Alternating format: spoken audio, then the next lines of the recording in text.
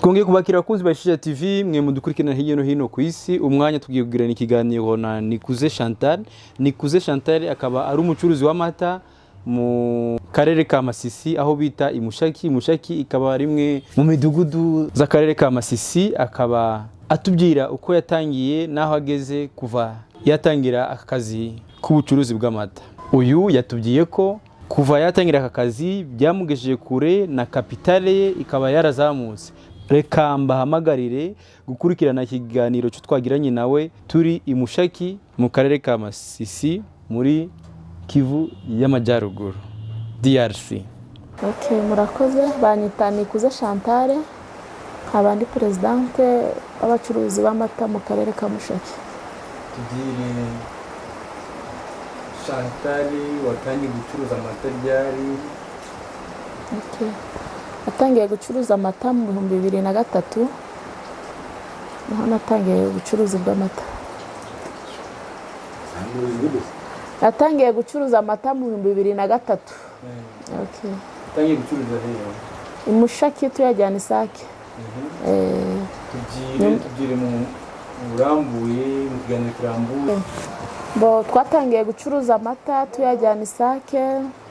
Na icyo gihe nafite amagaro 5, tukayagura mu Gikuyu, tukayateka, tukayavuza, tukayajyana Isake.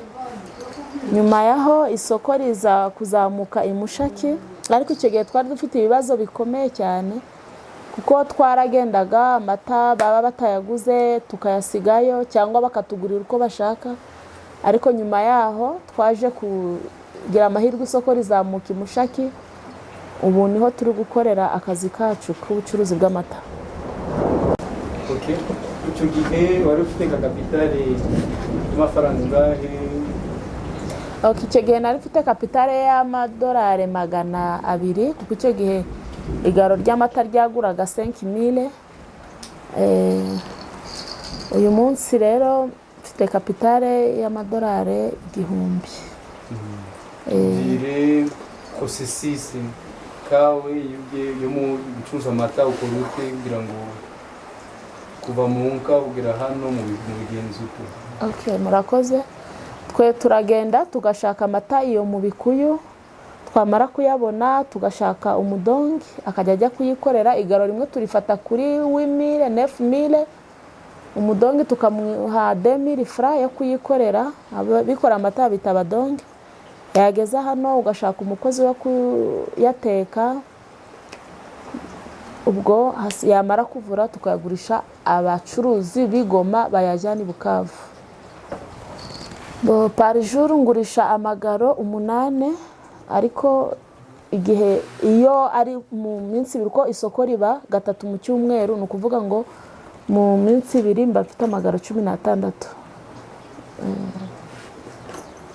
Harimo profil. Iyo hari izuba haba harimo akanyungu, ariko iyo imvura yaguye tuvuge nk'iki gihe cyo turimo ni igihe kiba kitugoye cyane gucuruza kuko amata ntabwo bayagura nk'uko bayaguraga. Iyo banayajyanye bakubwira ko yapfuye kuko utanahari, bakakwishyura uko bashaka kandi bagashyiraho ibiciro byabo. Ugasanga bashyiraho ibiciro biri munsi yayo tuguraho, cyane cyane no kukubwira ngo yapfuye nturi bujye Bukavu ngo ujye kuyirebera, kandi ntabwo uri bureka akazi ngo uvuge wose ndongera kuyabahereza ko nta rindi soko tuba dufite, tukaba turi oblige yo kuyabahereza kandi ari nta nyungu irimo muri iki gihe. Keretse izuba ryavuye niho tugerageza kwiretura. Uvuze ko mu gihe cy'izuba mubona profit imeze ute? Difference n'igihe cy'imvura ni ibibazo bibamo? Ni ukuvuga ngo igaro ry'amata rihagararira uko twariguze n'isabuni tuba twakoresheje n'abakozi bayikorera n'abayateka, riba rihagaze kuri 13,000. Noneho 13,000 francs congolais. Noneho bakatugurira kuri 15,000. 15,000 tugakuramo umusoro wa 500 francs, agasigara 1,500. Ubwo tuba dufite 1,500 francs ku garo ry'amata. Ubwo rero kuri iyi mvura baba bagabanya buri munsi, mbese babigenza uko bashaka.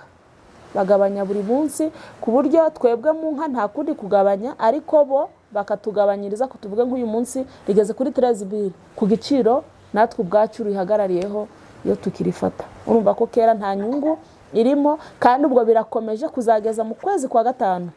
bapunguza ku buryo igaro rizagera no kuri 9,000, ugasanga turi mu bihombo gusa, ntitugira aho tuyerekeza, ntitugira ibikoresho guhera twakora na fromage. Mbese wumve ngo ubu tugiye kugera mu gihe cy'igihombo gikomeye cyane.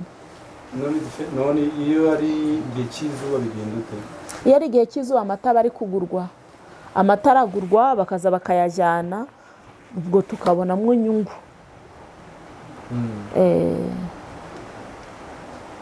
Kuri wowe antake nk'umucuruzi kuva icyo gihe watubwira ni kuki wagomeje kuba umucuruzi w'amata? Ese hari inyungu byagufashije mu muryango wawe? Nibyo. Inyungu yari irimo yabagamo, na n'ubu nkubwiye ko igihe cy'izuba inyungu ibamo. Uracuruza ukaba wabona rasiyo ukagaburira abana, gusa ikitugora ni igihe cy'imvura gusa, ariko iyo ari igihe cyiza turacuruza abana bacu bakaramuka. Apari ibyo kurya cyangwa kugaburira abana, hari izindi projet wigeze gukora zivuye mu mata?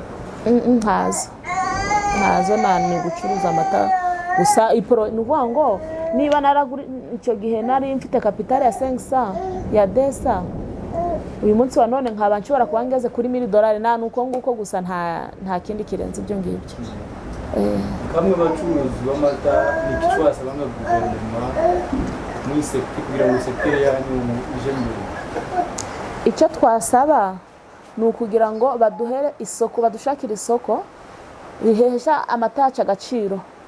Noneho ntitujye duhangayikishwa no kugira ngo tuyajyane mu yandi ma province.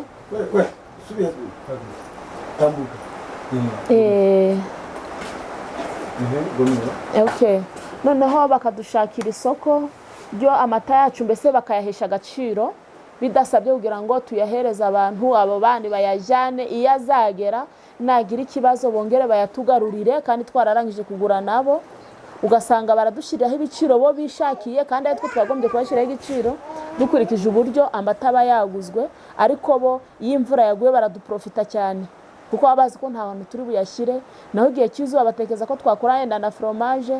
Noneho leta itugiriye neza yadushakira isoko ryiza kugira ngo amata yacu arusheho kugira agaciro, natwe turusheho gutera imbere. Ese hari n'irindi jambo wakundizaho ubucuruzi bw'amata n'abo mukorana hano mu isoko?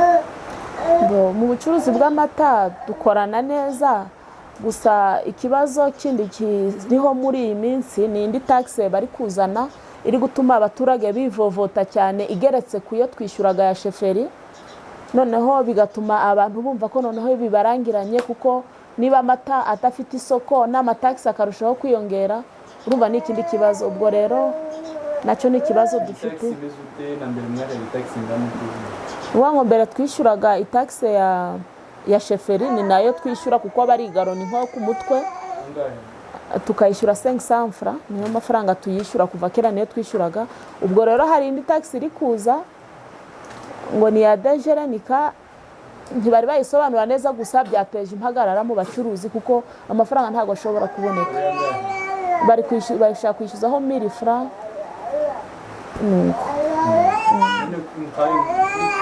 Kuko iyo taxi ari nicyo wasaba abayobozi b'igihugu? Twasaba abayobozi ko iyo taxi batubabarira ikajya aho basanzwe bayishyuriza, kuko itari isanzwe akaba ariho ikomeza kwishyurizwa. Ariko noneho yenda ya sheferi yo ikagumaho ko tumenyeranye nayo, ariko nabwo bakadupunguriza nibura igaro bakayishyira kuri 300 francs, kuko ariko ni yishyuzwaga n'ubundi ya sheferi. Murakoze cyane. Murakoze namwe. Sawa, murakoze cyane. Turashimiye mwese mwadukurikiranye kuri Isheja TV. Reka duhure ubutaha.